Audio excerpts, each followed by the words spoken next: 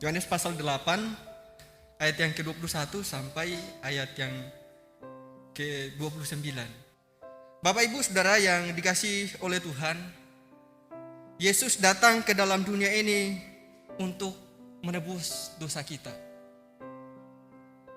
Dia datang ke dalam dunia ini supaya kita tidak binasa oleh dosa dan perbuatan kita.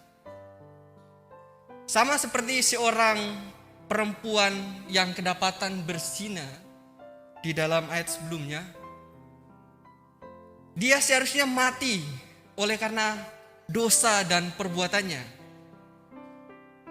Tetapi ketika orang-orang Farisi membawa dia kepada Yesus, apa yang dilakukan Yesus? Dia mengampuni dosanya. Bahkan dia tidak dihukum. Nah, sama dengan kehidupan kita sebagai orang-orang yang percaya kepada Kristus. Kedatangan Yesus ke dalam dunia ini datang untuk menebus saya dan saudara. Supaya apa? Supaya dosa kita dapat diampuni. Supaya perbuatan-perbuatan kita tidak mendatangkan hukuman atas diri kita. Tuhan datang ke dalam dunia ini karena Dia sungguh-sungguh mengasihi kita sebagai manusia ciptaannya. Karena kasih-Nya Dia datang ke dalam dunia ini. Dia mati di atas kayu salib. Oleh karena itu kita sudah memiliki keyakinan, kita memiliki kepercayaan bahwa dosa-dosa kita diampuni oleh Dia. Kita adalah orang-orang yang sudah ditebus oleh Kristus, sehingga kita memiliki sukacita yang besar. Tetapi bagaimana dengan orang-orang yang tidak percaya? Bapak Ibu Saudara yang dikasihi Tuhan, saya itu seringkali sedih ketika mendapat telepon dari keluarga ini meninggal. Saya sedih bukan karena gak bisa datang ke sana, tapi saya memikirkan, apakah dia sudah percaya sungguh-sungguh kepada Yesus? Apakah dia adalah pribadi yang sudah sungguh-sungguh mempercayai Yesus dalam kehidupannya? Dan kita juga tahu bahwa di sekeliling kita itu masih banyak sekali orang-orang yang belum percaya. Masih banyak orang-orang di sekitar kita, di sekeliling kita yang masih belum mengerti tentang karya dan penebusan Yesus Kristus itu. Oleh karena itu Bapak Ibu Saudara yang dikasihi oleh Tuhan, sebagai orang-orang yang telah ditebus, sebagai orang-orang yang telah percaya kepada Kristus, apa yang harus kita lakukan terhadap orang-orang yang belum percaya itu? Kita sudah baca tadi ya, bahwa ternyata ketika Yesus berbicara tentang dirinya, banyak orang yang tidak bisa memahami, mengerti apa yang dimaksud oleh Tuhan Yesus. Oleh karena itu keberadaan kita sebagai orang-orang yang percaya kepada Kristus, seharusnya ada tindakan nyata yang harus kita lakukan untuk juga memberitakan kepada orang-orang yang belum percaya itu. Kita punya tugas membawa kabar sukacita itu kepada orang-orang yang belum percaya kepada Yesus Kristus. Seharusnya kita sebagai orang-orang yang percaya kepada Kristus memikirkan hal itu, lalu kita melakukan tindakan yang nyata kepada mereka. Dan kita akan belajar dua hal pada ayat ini. Yang pertama kita akan belajar dari ayat yang ke-21 sampai ayat yang ke-24. Dan tugas kita sebagai orang yang percaya, yang sudah ditebus adalah mengajarkan orang lain untuk percaya. Di dalam ayat ini dikatakan bahwa kata Yesus mengajar pula, artinya bahwa Yesus itu mengajar berulang-ulang kali. Orang banyak itu. Gak hanya sekali. Kalau hanya sekali ya mungkin ya kita sendiri ya tahu ya, ketika kita diajar sekali paling sebentar lagi hilang. Tetapi itu harus diajarkan berulang-ulang kali. Yesus mengajar orang banyak itu berulang-ulang kali. Bahkan kalau kita melihat di ayat-ayat sebelumnya, Yesus mengajar di mana-mana. Berkeliling di Galilea, Yesus mengajar di pesta-pesta yang diadakan orang itu. Yesus juga mengajar di perayaan-perayaan yang sedang diadakan. Bahkan Yesus juga mengajar di Bait Allah. Jadi kesempatan Yesus untuk mengajar itu, mengajar orang banyak itu berkali-kali, gak hanya sekali. Mengapa? Karena supaya orang mengerti terhadap karya penebusan Yesus itu. Dan mengapa Yesus melakukan semuanya itu? Waktunya dihabiskan untuk mengajar orang banyak itu.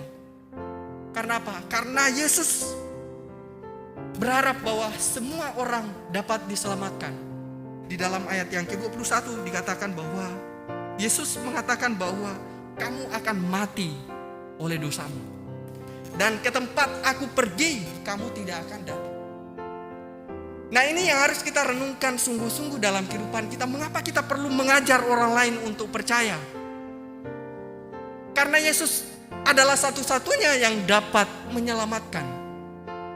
Yesus katakan bahwa kamu akan mati oleh dosamu kalau kamu tidak percaya kepadaku. Kalau kita tidak percaya, maka mereka akan mati. Mereka akan binasa oleh dosa dan perbuatan mereka. Karena itu adakah hati kita untuk mengajar mereka? Saya seringkali bertanya ke beberapa orang percaya tentang bagaimana imanmu. Apakah kamu sudah percaya sungguh-sungguh Yesus menyelamatkan engkau? Seringkali saya temukan masih ragu-ragu, bahkan tidak memiliki kepastian. Karena itu kita perlu mengajar mereka. Atau justru orang-orang di gereja kita juga, kita enggak tertutup kemungkinan masih ada orang yang belum percaya sungguh-sungguh. Udah percaya tapi belum sungguh-sungguh. Oleh karena itu kita perlu mengajarkan mereka. Kata mati di dalam ayat ini Bapak Ibu Saudara, kata mati di dalam ayat ini mati dalam keadaan belum ditebus. Mati dalam keadaan tidak percaya. Sehingga apa? Sehingga keadaan orang yang mati enggak percaya ini, mereka tidak mungkin datang ke tempat Yesus berada. Atau dengan kata lain, mereka enggak akan mungkin masuk surga. Oleh karena itu, Yesus katakan bahwa aku akan pergi. Kata pergi di sini, ini berbicara tentang kesempatan. Kalau Yesus sudah pergi, maka nggak ada lagi kesempatan. Kalau mereka sudah mati, nggak ada lagi kesempatan. Oleh karena itu, pergunakanlah kesempatan yang ada untuk mengajar orang-orang yang kita kasihi, keluarga kita, anak kita, saudara kita. Itu perlu diajar untuk sungguh-sungguh percaya. Bapak Ibu Saudara, kalau kita melihat keadaan dunia saat ini sedang dalam keadaan tidak baik, tapi kita melihat orang-orang percaya kepada Kristus justru terlena. Mereka tidak memiliki gairah untuk berbakti. Mereka nggak memiliki semangat untuk membaca Alkitab. Tidak memiliki gairah untuk berdoa. Bapak Ibu Saudara, karya penebusan Yesus Kristus mahal harganya. Kalau tidak ada lagi kesempatan untuk mengajar mereka untuk percaya, kamu akan mati. Mereka akan binasa oleh dosa dan perbuatan mereka. Apakah ada hati kita untuk mengajarkan itu? Bahwa Yesus datang ke dalam dunia ini untuk menebus dosa semua orang. Gak hanya kita. Oleh karena itu kita punya tugas itu untuk mengajarkan kepada orang lain. Bapak Ibu Saudara yang dikasihi oleh Tuhan, apa yang dapat kita lakukan sebagai orang-orang yang percaya kepada Kristus supaya karya keselamatan itu dapat dimengerti oleh orang lain? Yang kedua adalah kehidupan kita harus menjadi teladan. Perkataan kita, tindakan kita, dan hal-hal yang kita lakukan itu harus mencerminkan kehidupan yang telah ditebus oleh Yesus. Kita nggak boleh menjadi serupa dengan dunia ini. Karena kalau kita nggak menjadi teladan, kesaksian, karya keselamatan yang Tuhan telah kerjakan dalam kehidupan kita, orang lain tidak bisa menyaksikan. Orang lain tidak akan bisa melihat bagaimana kehidupan Yesus, bagaimana karya Yesus sudah terjadi dalam kehidupan kita, kalau perkataan kita nggak menjadi teladan. Oleh karena itu Bapak Ibu Saudara yang dikasihi Tuhan, di dalam ayat yang ke-26, 28 dan 29, sangat jelas di situ dikatakan bahwa apa yang kudengar dari Bapa, itulah yang kukatakan kepadamu. Aku tidak berbuat dari diriku sendiri, tetapi aku berbicara sebagaimana diajarkan Bapa kepadaku, dan aku senantiasa berbuat apa yang berkenan kepadanya. Nah, ini adalah tugas kita sebagai orang-orang yang percaya kepada Kristus, orang-orang yang telah diselamatkan, orang-orang yang telah ditebus oleh Yesus. Mari menjadi teladan. Mari menjadi teladan dalam perkataan kita, dalam perbuatan kita, dan di dalam tindakan-tindakan kita. Sehingga ini akan menjadi kesaksian bagi orang lain. Orang lain tidak akan tertarik kepada Yesus Kristus kalau perbuatan kita nggak mencerminkan kehidupan Yesus.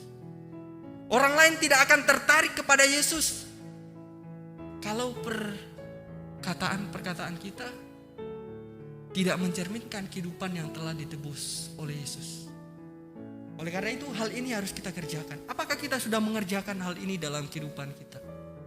Apakah perbuatan kita, perkataan kita, tindakan-tindakan kita mencerminkan kehidupan yang telah ditebus oleh Yesus? Atau dengan kata lain, apakah kehidupan kita sudah mencerminkan kehidupan baru yang tidak serupa dengan dunia ini? Nah, itu yang harus kita renungkan dan kita kerjakan dalam kehidupan kita, sehingga karya penebusan boleh terlihat oleh orang lain di sekitar kita. Kita gak bisa mengajar orang banyak seperti Yesus menghabiskan waktunya untuk mengajar orang banyak itu. Tetapi ketika kita mencerminkan bagaimana perkataan, bagaimana perbuatan, bagaimana tindakan kita mencerminkan kehidupan Yesus, orang lain akan tertarik dengan kita dan mereka akan mencari siapa identitas kita, siapa diri kita.